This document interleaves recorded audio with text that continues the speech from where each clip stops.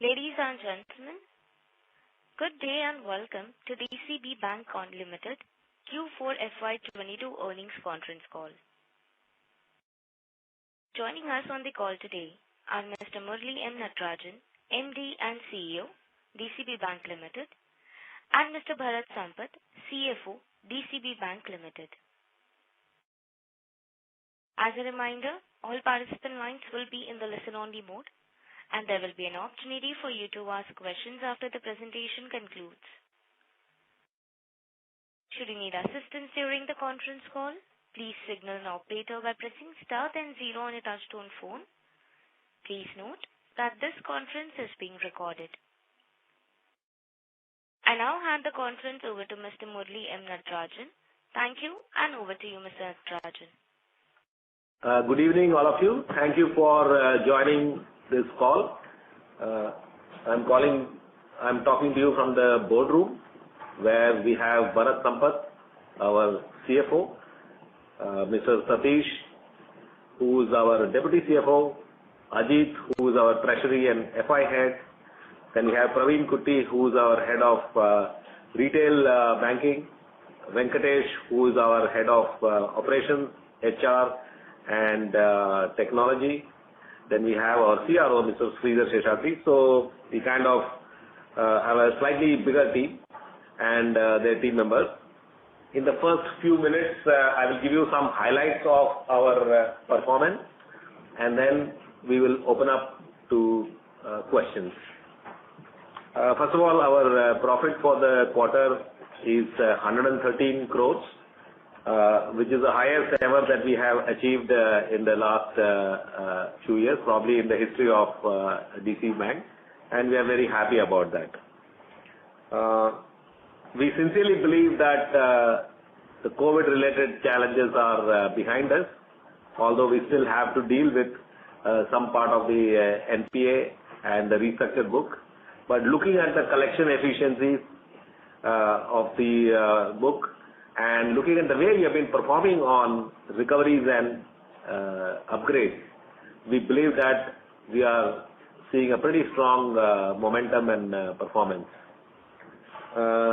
We are very happy to tell you that we have 400 branches now, and after some kind of a slow installation of branches during the COVID, we picked up some pace. And we would continue to operate in the 25, 30, 35 kind of branches per year. And our branches are continuing to show break even in about 22 to 24 months. So the model is intact. We have not changed our strategy. We have strong belief in pursuing small ticket secured retail SME, MSME strategy. Given that COVID has more or less receded, we are seeing definite uptick in demand in the products and segments that we are operating.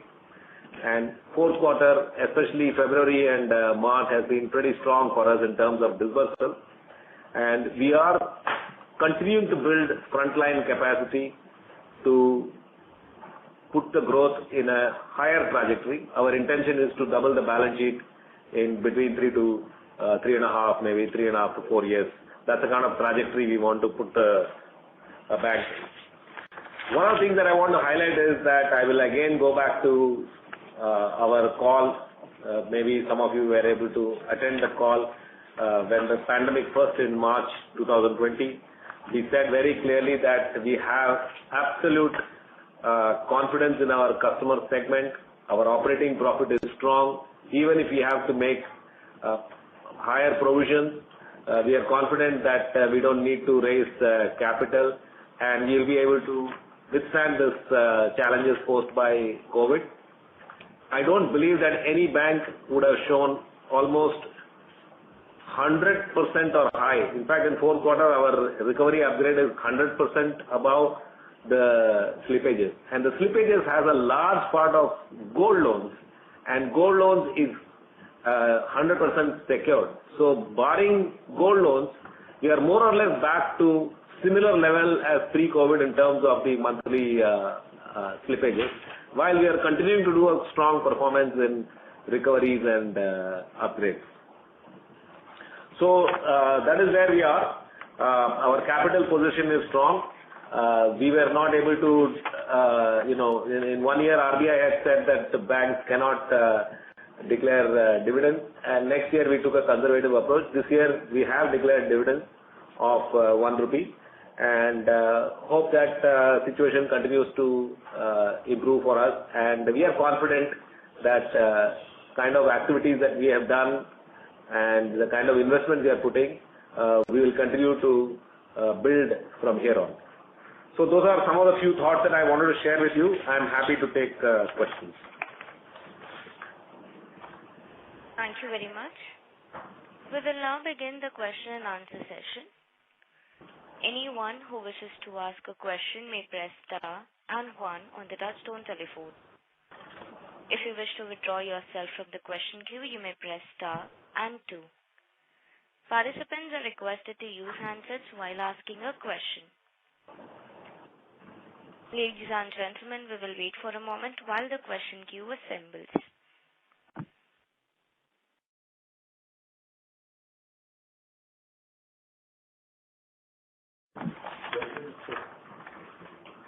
The first question is from the line of Darpin Shah from Haitong Securities. Please go ahead.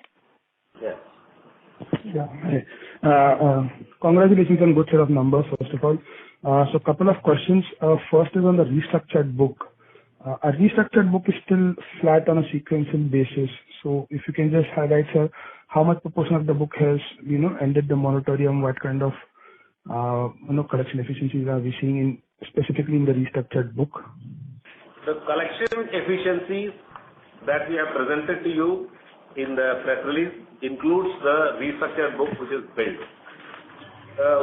Customers who are in various degrees of moratorium, 3 months, 6 months, 9 months, 12 months, they keep coming into the billing cycle, and we are still able to achieve pretty decent collection efficiencies, including the restructured and delinquent book.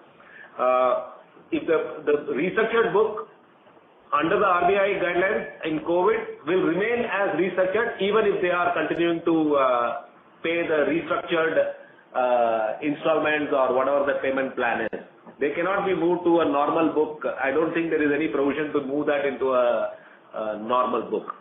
If once they move into some kind of delinquency or NPA, they are treated like any other NPA and take them the provision recoveries and so on.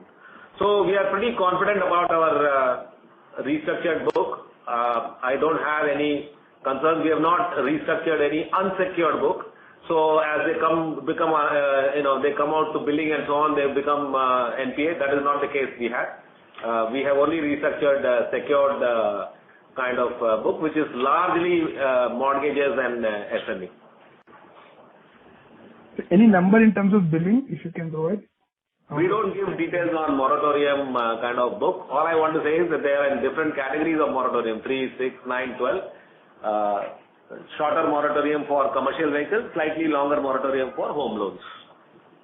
Fair enough, sir. So second question was in the GNPA breakup which we provide. I see, SME GNPs are up sequentially. Any specific? There is nothing to worry about on that. In November 12 RBI circular, they have said that in the past, customers' debits and credits have to be matched at the end of the year in the balance sheet. They changed the norm in November 12, saying that every 90 days, every day for the past 90 days, the debits and credits have to match. So there is a whole process of educating the customers on this new norm of Reserve Bank of India. In fact, the regulation itself says please educate the customers, and we have been educating the customers that on an everyday basis they have to clear up the previous 90-day debit. So we have had some challenges on those kind of customers, but they're all in good shape. There is nothing to worry about on that. Okay. Bharat sir, just two data keeping questions for you. If you can provide the breakup of provisions and yield and cost of funds for the quarter. The NPA provision, net NPA provision is 59 crores. As in every quarter we have made 3 crores floating provision. 8 crores is standard assets provision, RBI mandated standard assets provision. And from restructuring provision, there is 3 crores reversal on accounts which got closed. Okay, fair enough. And sir, yields and cost for the quarter? You have provided margins, but Do we provide those information? We will not. Huh? Yields on advances is given in the presentation for the quarter. that is for the 0.06%. full year. Okay. Quarter is not given. Anything for the quarter? Give me a minute.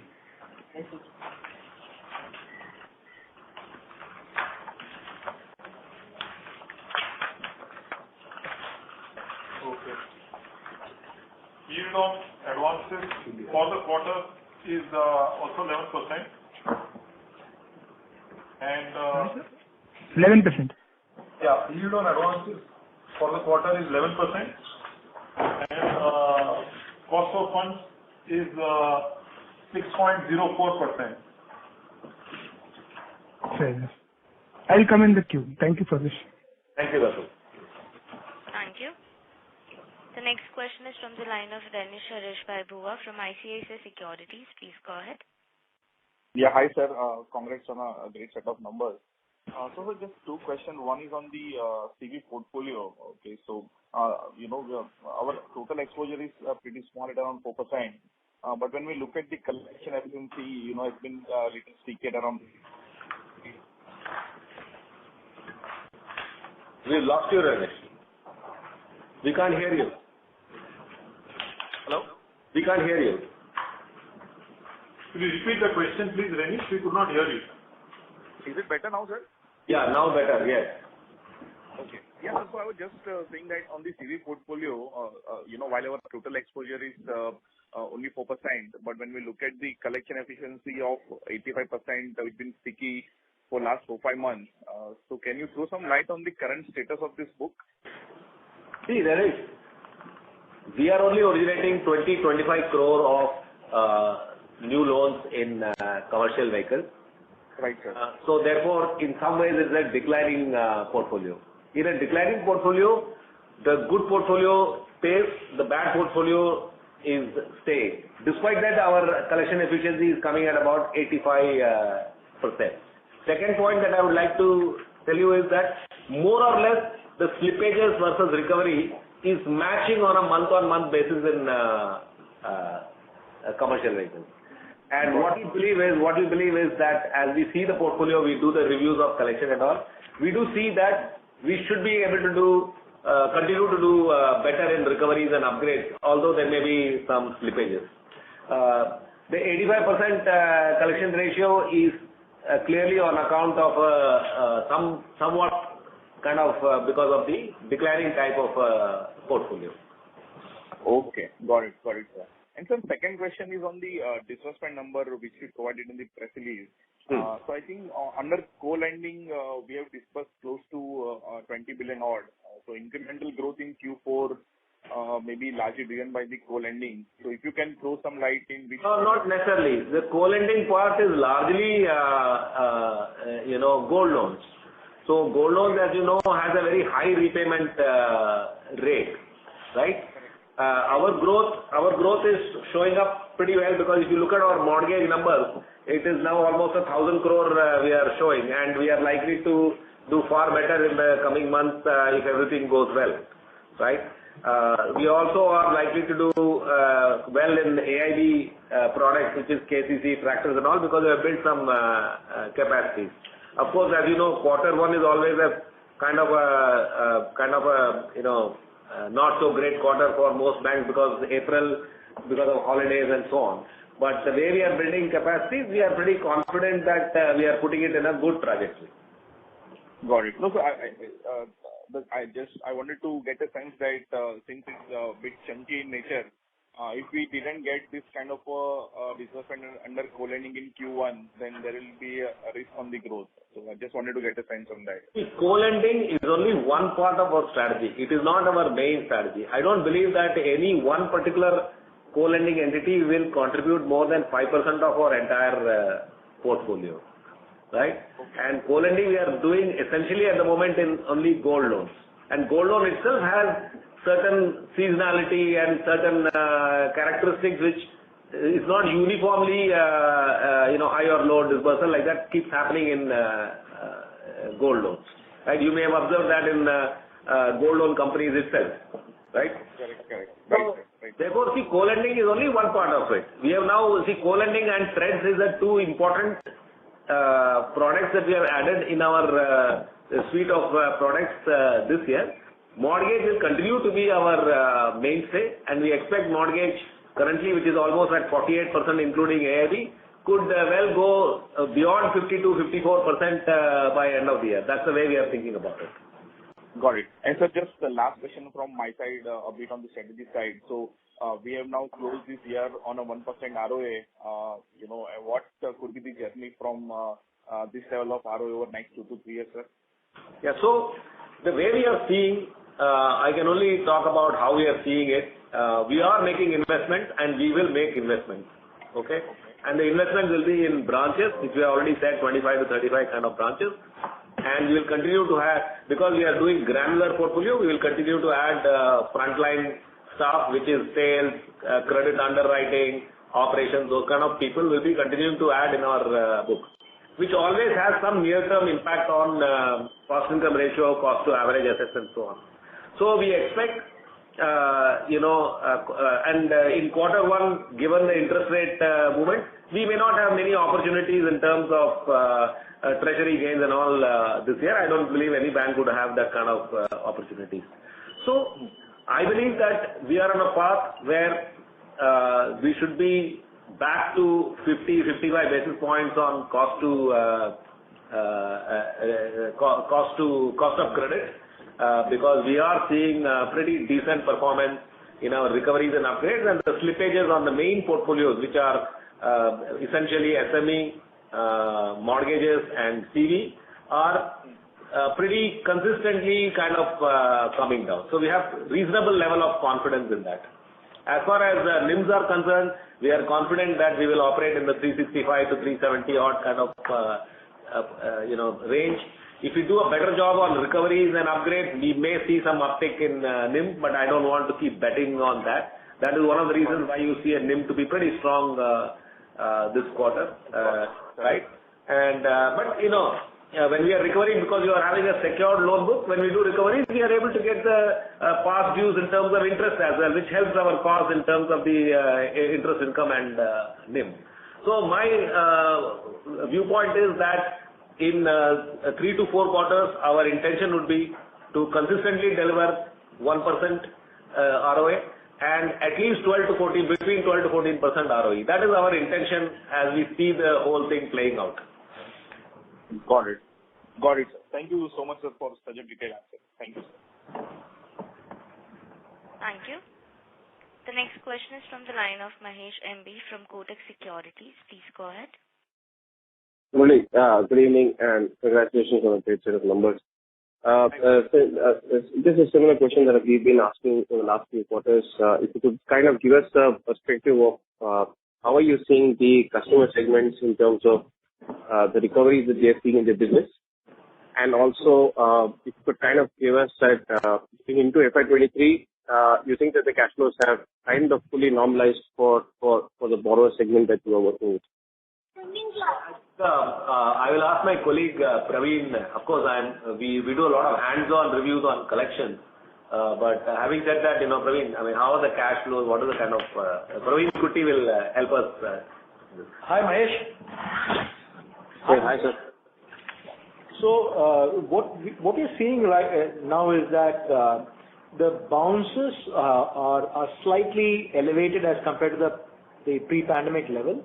However, we're clearly seeing the repayment to be at the pre-pandemic level. So across the self-employed segment, new vintage, pre-pandemic book, in the period in between, we are seeing that the cash flow has come back to what was the normal before COVID hit us. Specifically in the secured products that we deal with, and we mostly deal with secured products. So whether it's LAP, home loan, and the CD that we currently do, you're finding it's coming back to normal. Equally importantly, when the disbursements that we did, if you were to see the texture and the cash flow which we have for fresh underwriting, we are saying that the kind of segment that we address, it's pretty much the way it was pre-pandemic. And Rohit, comment also on the demand that is coming in SME, like enhancement kind of thing. Right? Yeah, you probably know this anyways, but if you see the trades in a credit bureau is at a never before high. Approval rates are not back to pre-pandemic levels across multiple products, but there is increased demand happening on the whether you take mortgage or you take practically every product. You find that the inquiries have significantly shot up, but approval rates are kind of still lagging behind. That seems to be a continuing theme as we go along. And Ajit can comment on trends. I mean, what kind of demand are you seeing in trends? Ajit is our treasury and FI head who tackles the bids and trends. Yeah. So one level of recovery, like indicative of recovery, is the business that we get kind of bills that get discounted on the trade.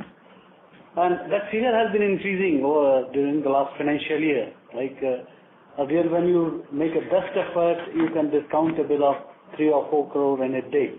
Now, with the best effort, now it comes to 6 or 7 crore. So this goes to show that they are having increasing sales and volume is increasing. So this is one of the surrogate indicators of recovery that is happening there. Thank you. Thanks. Murali, just kind of wrapping up this question, if looking at the fact that almost all the business seem to be kind of giving you fairly comfortable trends, you think that the acceleration of the loan book during the course of this year would be a little bit back-ended, or you think that you are ready to kind of push the pedal and get into a full gear beginning next quarter? See, as far as salespeople are concerned, everyone has put the foot to the floor, like, they press the accelerator to the floor, without, of course, compromising on operational risk and credit parameters and so on. I have never seen in banking first quarter to be great, although we always try to define. I mean, I don't understand why April cannot be like March. I've never understood in all these years. But having said that, we have at the moment no hesitation. I don't believe that credit is concerned with any acceleration of loan book. Of course, we are not changing any parameters. We are not changing any credit policies, other than what we usually keep tweaking based on our own analytics and so on. So we have no hesitation in just keep moving forward at the moment. Perfect. Thanks a lot. Thank you. The next question is from the line of Uttam Purohit from Perfect Research. Please go ahead. Yeah, hello, sir. Hello, sorry. Since we are, I have just a couple of questions. Since we are on track in terms of ROE, cost to income ratio at improving trend, can you throw some light on the long-term target to achieve, let's say, in our next 3 to 4 years?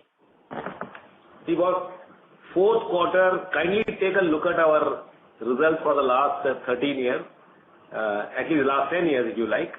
Fourth quarter has always been very strong for us as compared to the first quarter. There are a couple of reasons for that. One is, in first quarter, we normally end up giving salary increase and all, which starts to impact us in first quarter itself. However, the balance sheet growth is not there to support that sudden cost increase. That is the first quarter. At times, we get benefit of treasury gains in the first quarter, which helps us to kind of offset this increase in cost in the first quarter. Fourth quarter is always very good because you have the full balance sheet, and also some of the income comes back-ended, especially in the PSLC, which is the priority sector lending kind of income. So I would like to believe that the kind of trajectory that we are setting in maybe 3 to 4 quarters, consistently we should be on a track to deliver over 100 basis points on ROA and in the range of 13 to 14% on ROE. Maybe there will be some aberration here and there in one of the quarters, depending upon some items. Other than that, I think on a trend basis, that is what we are likely to see if we continue the same momentum what we are building. Okay. Thank you, sir. And we have grown our advances by 13% YOY. Could you help us understand, is it safe to assume similar growth going forward? And going forward, is it led by branch expansion or digital push?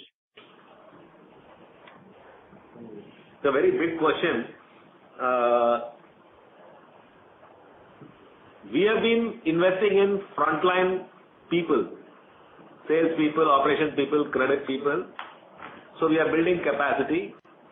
Our intention is to double the balance sheet in between 3 to 4 years' time, which means that we are trying to put the bank on a 20% growth rate trajectory. That is what our intention is. Without any, hope we don't get into any disruptions of any kind. Other than that, it looks like the kind of capacity that we are building now should help us to achieve those kind of growth level. It will be a mix of digital, branch expansion, frontline expansion, and so on. So I can't put a finger on exactly what will contribute to what. Okay, sir. Thank you, sir. Thank you.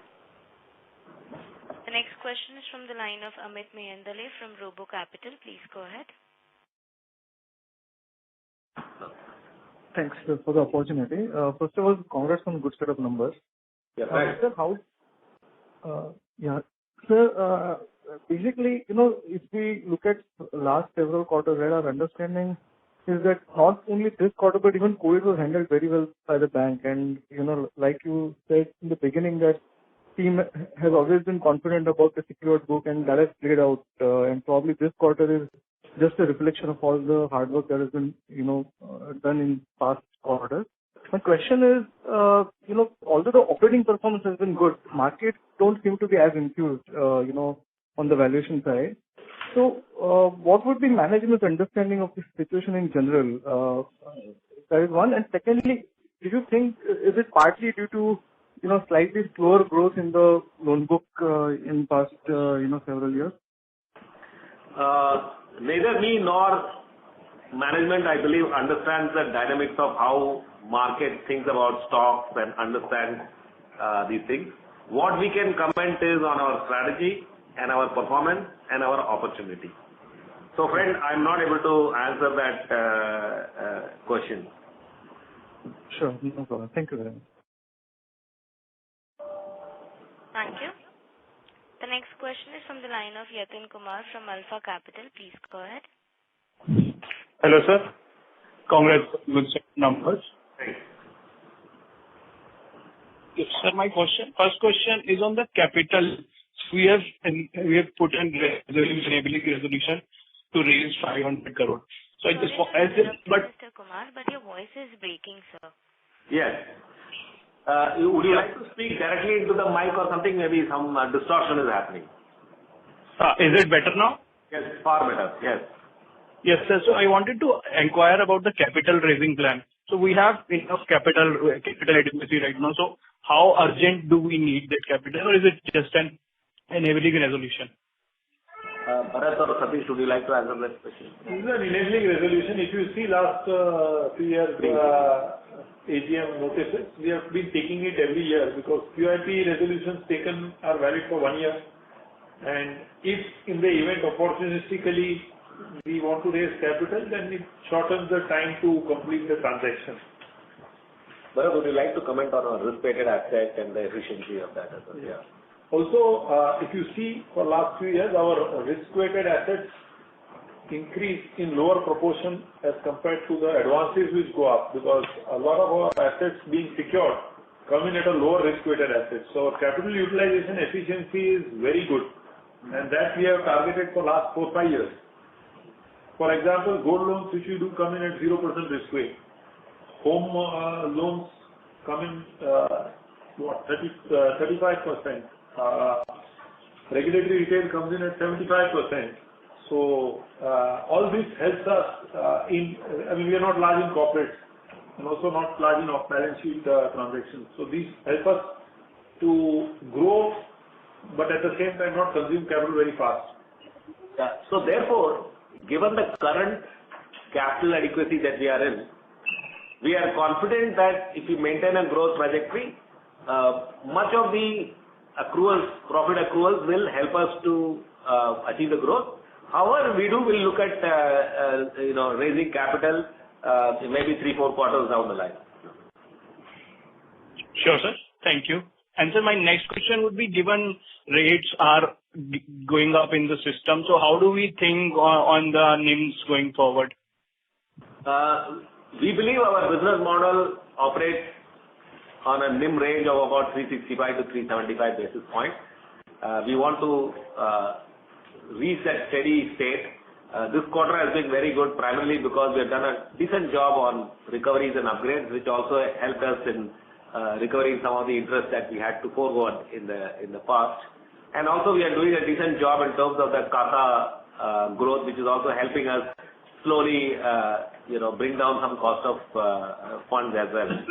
So we believe that much of our portfolio is repriceable, barring say maybe gold loans and commercial vehicles, tractors. Most of our portfolios are either linked to EBLR or to MCLR, depending upon when they've been originated. So there will always be impact of raising interest rates, but we believe that we have gone through those kind of cycles in the past, so our NIM should be in that range. Sure, sir. And any credit cost guidance for the coming year? We can't give you a credit card guidance for a particular year, but what we believe is that in a steady state basis, hopefully in about 2 to 4 quarters, we will be on a 50-55 basis cost to average asset, which is what has been our performance for many quarters prior to COVID. And at the moment, our PCR is at 68%, and if you back off the gold loan NPA, it's actually at 72%. So that kind of PCR we will like to maintain going forward, or we want to increase it? Or we don't have any guidance on what kind of PCR we maintain. All we know is, given our loss given default experience, we believe that we are in very good position in terms of NPA coverage. Sure, sir. Thank you and all the best. Thank you. The next question is from the line of Krishnan ASV from HDFC Securities. Please go ahead. Yeah. Go ahead, please. Hi, Murli. So my question is to do with just competitive, positioning of DCB over the past couple of years, and maybe that could hold an answer for what gives investors a little more comfort. Just on how DCB can stay relevant from a 3 to 5 year perspective. You're making a lot of investments, but are you seeing evidence that a lot of that 20% growth that you are aspiring to is with existing customers rather than having to run on the treadmill to keep acquiring new customers? The reason I'm asking that is you do a lot of work with your clients. You do a lot of secured lending. You kind of cultivate that credit culture, and then somebody is able to pull it away. Is that a risk you see for most mid-sized banks, including yourself? That kind of risk, if that is a risk, that kind of risk exists for a lot of NBFCs, and they may be thinking that we are eating their lunch after they cultivate the credit. That's the way the ecosystem works, if you want to call it like that. We have a very clear idea of what we want to target, and we have not strayed away from that at all. Our ticket size is 30-40 lakhs. We do see competition. We see competition of NBFC. We see competition of small finance banks. At times we do see competition of either public sector or HDFC, ICICI and all. But given that the size of this segment, the SME self-employed segment itself is large, and we have decent products, we have decent experience, we have continuing to improve our sales strength, we are pretty confident that we will remain relevant. And it's very difficult to answer these questions because they asked the same question in 2009, how are we relevant? We are now standing at 45,000 crore balance sheet. At that time our balance sheet was 5,000. Maybe this question will be asked when we are at 90,000 few years down the line. We'll still answer the same way. I understand. Many thanks. Thank you.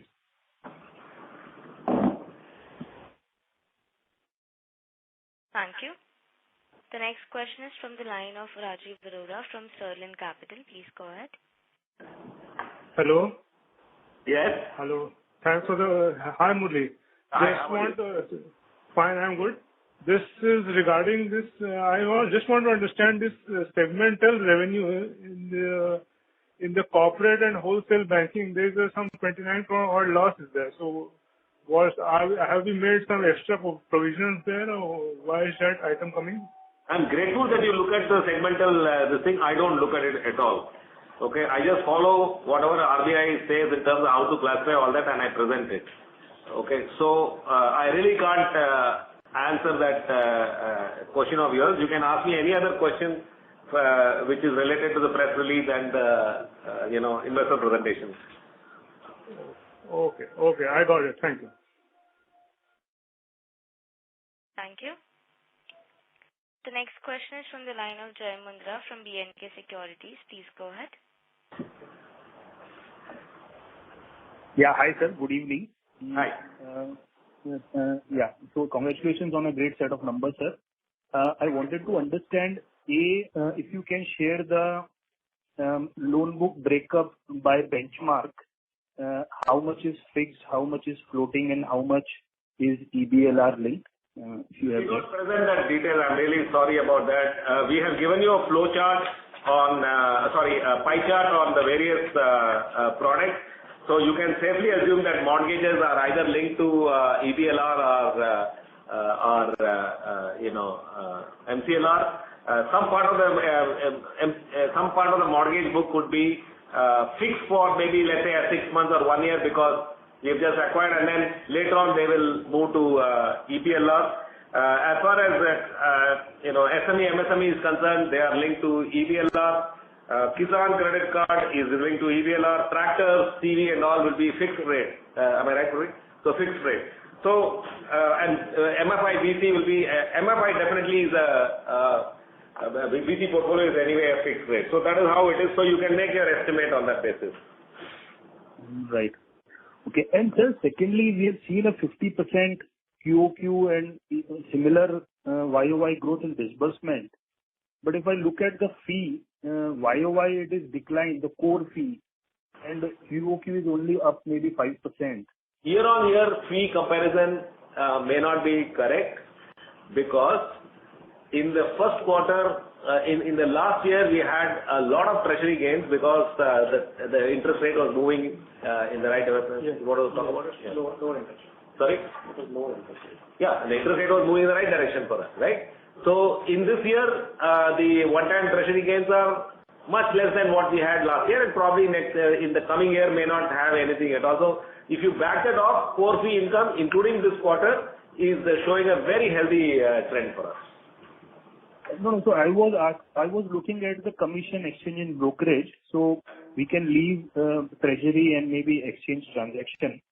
So even the core EEB is down YOY and is only up 5% QOQ. So just wanted to check the disbursement that we... But you have to remember that this year, first 4 months, there has been no disbursement at all, right? We didn't have any disbursement in the first 4 months. In a sense, very limited disbursements we had.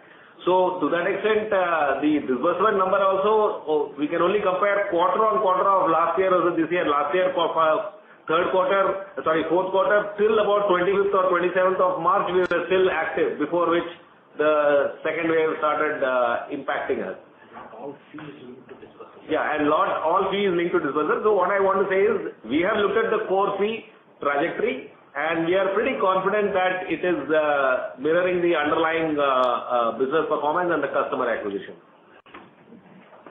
Understood, sir. And sir, just a general thought on, we are clearly in the rising rate environment.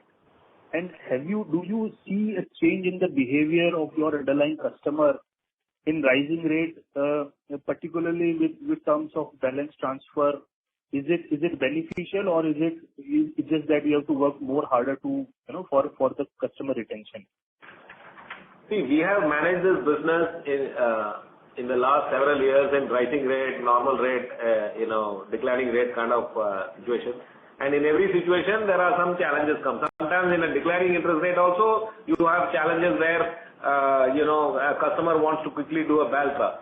But in a increasing interest rate situation, you also get some benefit because term deposit guys want to do a break of his term deposit and go to a higher rate where you get some benefit of the breakage. So all these factors are there. It's very difficult to kind of separate each of these factors. We have an anti-attrition team which looks at the portfolio. If a customer wants to exit, we have intervention strategies by which we are able to retain a lot of the customers. Right.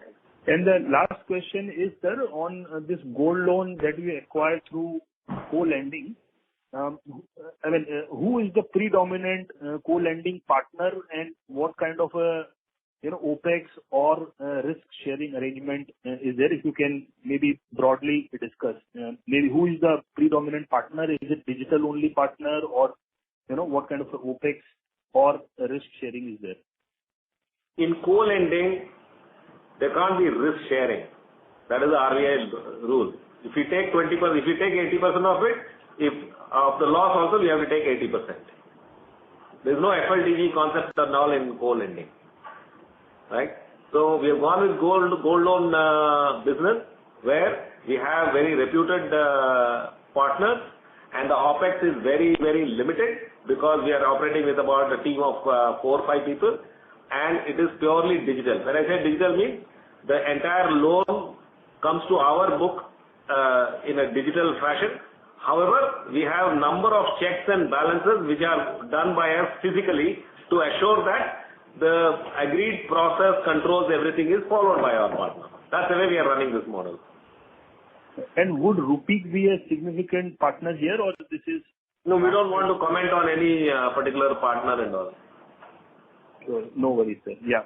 That's it from my side, sir. Thank you. Thank you. The next question is from the line of Sunil Jain from Nirmal Bang Securities Private Limited. Please go ahead. Yeah. Congratulations, sir, on a good set of numbers. Thank you. Sir, my question relates to, you got a slippage of 378 crore, and you said that apart from gold loan, the slippage are now at pre-COVID level. Whereas the gross NPA of gold loan are more of a similar quarter-on-quarter.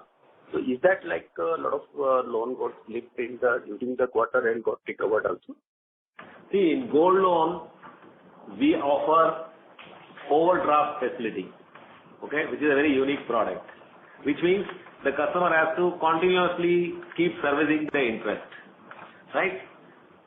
What happens is these are all small customers. We are talking about average ticket size of what, 2 lakh rupees and down, right? These guys usually come to us from a NBFC background where they may not have been in the habit of paying their interest on a monthly basis. So there is a huge amount of education and SMS and messages and all that kind of things we have to do, because for this flexible facility of the overdraft, they also have to bring the discipline of paying it on a timely basis. So that whole process is continuing. We have hardly ever had any losses in our gold loan. Gold loan, you make a loss only if you have made a mess of the valuation or you have accepted some spurious metal. Other than that, we hardly ever face any challenge on NPA. So some amount gets recovered, upgraded, and then something else goes into the NPA. It just keeps happening on a regular basis. Okay. And sir, this co-lending gross NPA and all are included in gold loan, or where it is included? I don't know where it is included, but we have not seen any dramatic problem with our co-lending NPAs. Okay, sir. Great. Thank you. Thank you. The next question is from the line of Atul Mehra from Motilal Oswal Asset Management. Please go ahead. Hi, sir. Good evening, and thanks for the opportunity. Sir, I have one quick question. Just want to check. So firstly, is it possible for banks in India to do buybacks and with or without the permission of RBI, or it's not really possible at all? What is buyback? Basically buying back your own stock from the market. I have no idea about all this, frankly. You are asking the wrong person. Ask about my bank and the performance. I'm happy to answer. So basically, it was in the connection that because we are trading at a significant discount to the book, is it more in terms of efficient from a shareholder perspective to buy our own stock because like it's trading at a substantial discount? So it was in conjunction with that, sir. If you believe of any stock, if you believe there is value, you should just buy it. That's all I can say. I can't talk about my stock or any stock for that matter. No. What I mean is, can the company buy back its own shares? I have no idea.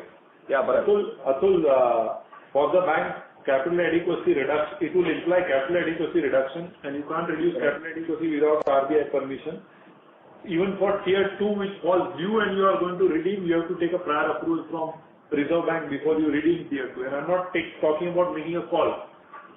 Okay, if you don't redeem, you will end up in a default, but still you have to take RBI approval before you redeem.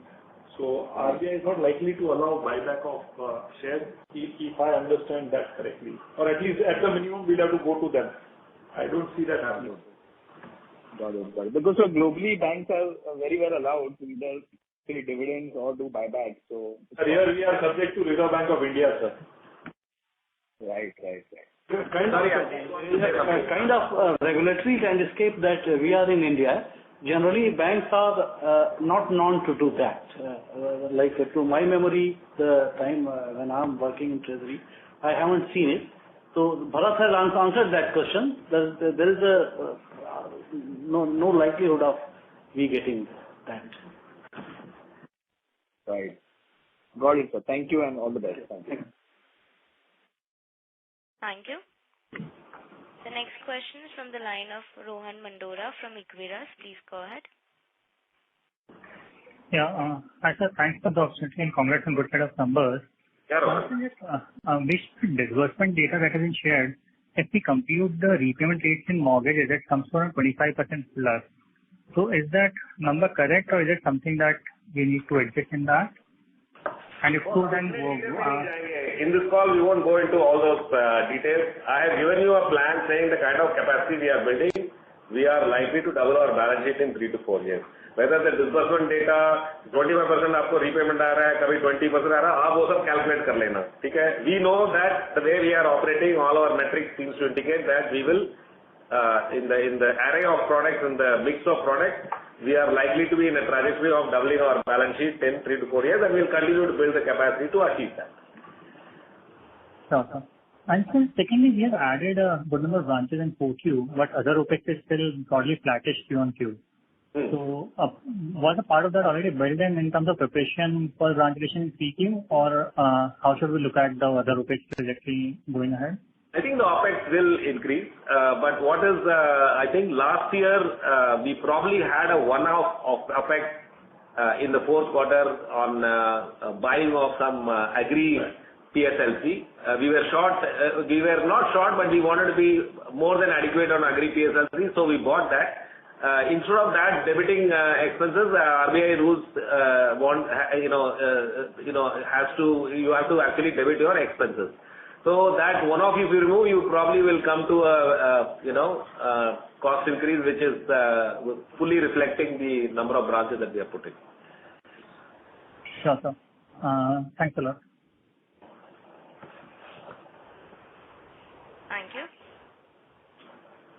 The next question is from the line of Amit Mehendale from Robo Capital. Please go ahead. Thank you.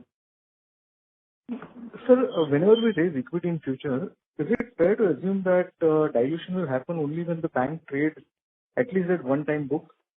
I mean, this is similar to the buyback question earlier. So the way we are looking at it is that we are working this bank towards the kind of metrics like doubling the balance sheet in 3 to 4 years, 100 basis point of ROA, anywhere between 13 to 14% of consistent ROE, and hopefully those kind of performance starts to reflect on whatever it needs to reflect on. At the moment, we are quite adequate on capital. When we see that the growth trajectory and our capital planning kind of comes in a situation where we need to raise capital, we will take a call at that point in time. Right now, I don't want to comment on, what price we will do, what is the dilution. It's very early to comment on all this because right now we don't have any plans to raise capital. Sure. Okay, thanks.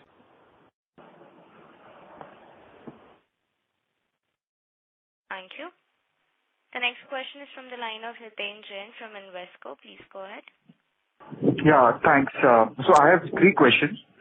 First question is, last 3 quarters, we're seeing a very healthy traction in CASA. So exactly what's happening there and how much of it is sustainable, or is it driven more by chunky current accounts? We don't have chunky current accounts, neither do we have chunky savings account. We don't work on chunky accounts because that will be detrimental to our LCR.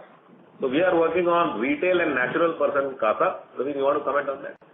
Yeah, hold on. Our Praveen Kutty will comment on our approach to CASA. Effectively, our target market, both on the asset side and liability side, are SME customers. Mostly these are proprietorships, small type businessmen who contribute to our savings account. We focus on individuals and proprietorships primarily for our current account and savings account. There are a few entities, LLPs and companies who come in, but they are far and few in between. We focus on very granular, secular, small ticket, large franchise customers to be acquired, and that's our that's the ideal way of growing our book. And now that we have presence in about 400 odd branches, that's where the momentum is coming from. There is very limited focus. Actually, there's no organized focus on getting current accounts of large corporates in our scheme of things. The other thing I want to point out is that DCB Bank has been approved by Ministry of Finance and subsequently by RBI. In the agency and government banking, we've been granted the approval for collection of CBDT and CBIC, essentially GST and your normal income tax, TDS, TCS, etc. for our customers and for walk-in people. So work is underway to integrate with the CBDT and the CBIC system, which will further enhance primacy of DCB Bank account over multiple accounts. Okay. All right. The second question was, so while obviously you're seeing a very healthy outcome on upgrades and recoveries, but in terms of flow of slippages, the gross slippages continue to stay elevated. And even time comment where you said outside gold loans, you're seeing all the other segments returning to pre-COVID levels. So even if I look at gross slippage ratio pre-COVID, they used to be lower than what you are reporting this quarter and last 2-3 quarters. So how should we understand this?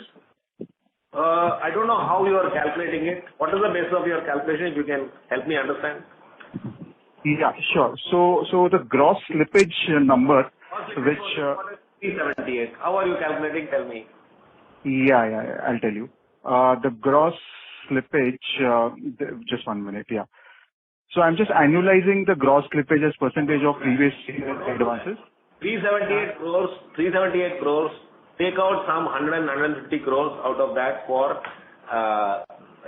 gold loans, which comes and goes because it's an OD product, right? And I've told you that because these people have to fall in the habit of servicing it on a regular basis. It is fully secured.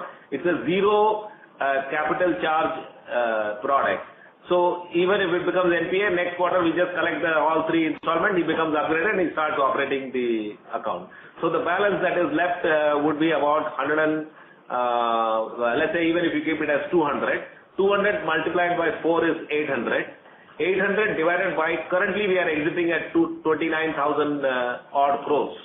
So that tells me that we are in the range of some 2.5% annualized slippage, which is what it was before. And that is why I made the statement that barring gold loans, we are pretty much back to similar levels as pre-COVID. I hope my calculation fits with you. Okay, I understand that. So but what's happening in gold loans? So why, you see this kind of behavior?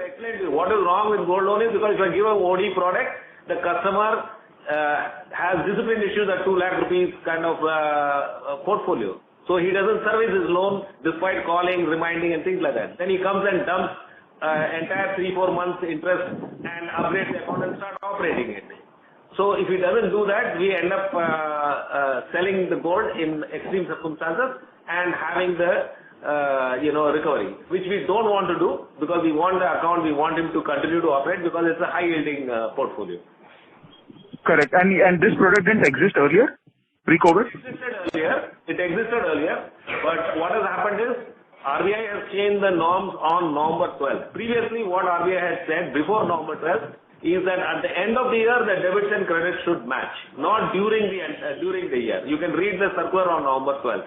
It also said, please educate customers on this particular aspect. So we are educating the customers saying that, look, on an everyday basis, you have to keep servicing. Every month, you have to keep servicing, not just accumulate that. We have achieved a lot on that, yet on we have to comply with the new guidelines. So on the OD product of gold loan, this problem is happening. We hope to lick this in about 3-4 months when customers will be fully on board in terms of the practice of paying it on a regular basis. So I have no worries on this, and I don't think you should annualize the 378 because it will be coming to wrong conclusions about our portfolio. Correct. Understood. And the last question is on your restructured book. So while you said that different accounts have different moratorium, but is it fair to say that all the accounts are paying interest and moratorium is only on the principal? No. The moratorium means the guy will not pay. If I give him a 3-month moratorium, he will pay nothing for 3 months. If I give him 6 months moratorium, he will pay nothing for 6 months. Then at the end of 6 months, they will come to the normal billing, whatever we have agreed as the normal billing after the end of 6 months, they will start getting billed and the collection team will collect. In fact, we are actually collecting a lot of installments from moratorium customers also in advance and keeping it because those customers are, many customers are saying, look, I want to remain in moratorium, but I want to pay the installment. So we are collecting the installment and keeping it. As they come out of the moratorium, we start applying those installments. So what percentage of the restructured book has not paid a single EMI last quarter? I have given you all the details in the collection efficiency. This is all we can disclose, my friend. We can't disclose more than this. Any other bank discloses all that, come to me and show me, then I will try to understand whether we need to disclose that. Okay? Please refer to item number 10 on collection efficiency. We have given you enough data for you to go by. Okay. All right. Okay. Thanks. Thank you. Participants who wishes to ask a question may press star and 1.